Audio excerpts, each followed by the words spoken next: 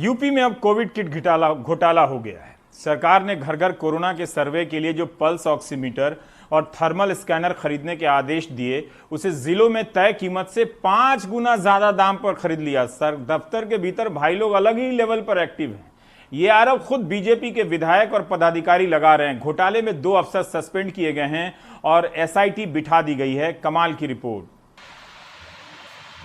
देश पे किसी महामारी की यह सबसे बड़ी मुसीबत है जब 45 लाख से ज़्यादा लोग इसके शिकार हो गए, 76,000 से ज़्यादा मौत के मुंह में चले गए और करोड़ों लोगों की नौकरी चली गई और करोड़ों के काम धंधे बंद हो गए। इस बीमारी के सर्वे के लिए यूपी सरकार ने जो ऑक्सीमीटर और थर्मल स्कैनर खरीदने कहा, वो ज़िलों में 5-5 गुना महंगे दामों पे खरीदे गए। सुल्तानपुर के बीजेपी एमएलए देवमणि द्विवेदी ने सीएम को खत लिख के इस घोटाले की शिकायत की।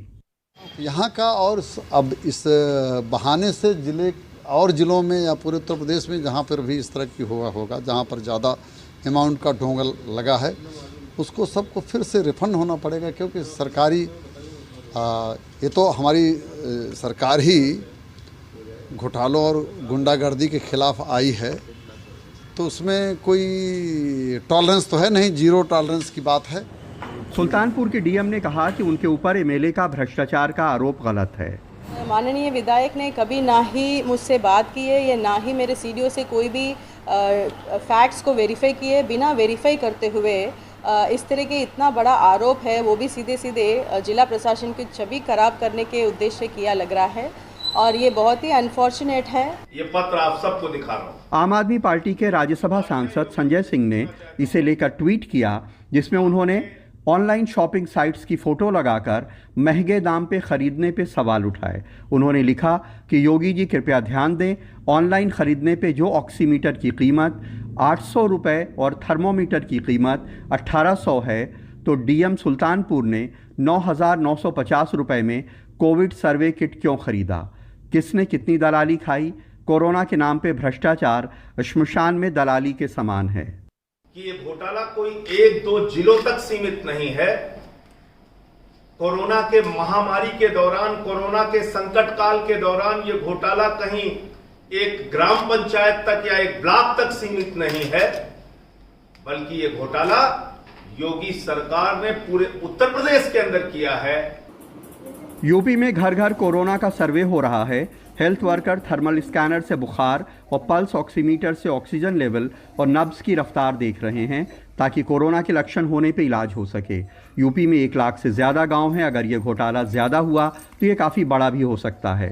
सोनभद्र में बिचपाई गांव के प्रधान कहते हैं कि ये उपकरण उन्हें खरीदने थे, लेकिन ज़िला पंचायत राज अधिकारी ने 637 गाँव के लिए सारे उपकरण खुद सस्ते खरीद लिए। अब उन्हें कई गुना महंगे दाम पे खरीदने को दबाव डाल रहे हैं। बाराबंकी में अजगना के प्रधान ओम प्रकाश कहते हैं कि उन्हें तो अफसरों ने कोरोना की किट 11,000 में दी है।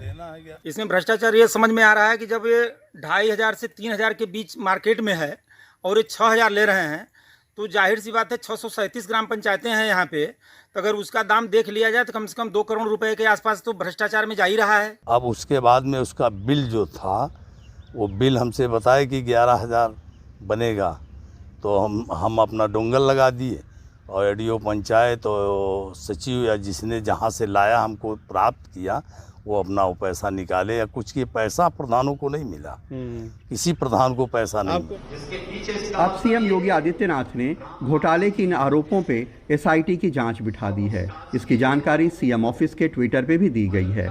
इसके पहले आरोप लगे कि जिस कोरोना की किट का दाम सरकार ने 2,800 रुपये तय किया है, उसे सुल्तानपुर में 9,950 रुपये में, प्रतापगढ़ में 12,500 रुपये में, बिजनौर में 13,500 रुपये में, झांसी में 8,500 रुपये में, उन्नाव में 6,000 रुपये में, सहारनपुर में 4,190 रुपये में और गाजीपुर में 5,800 रुपये में खरीदा गया। अब कांग्रेस महासचिव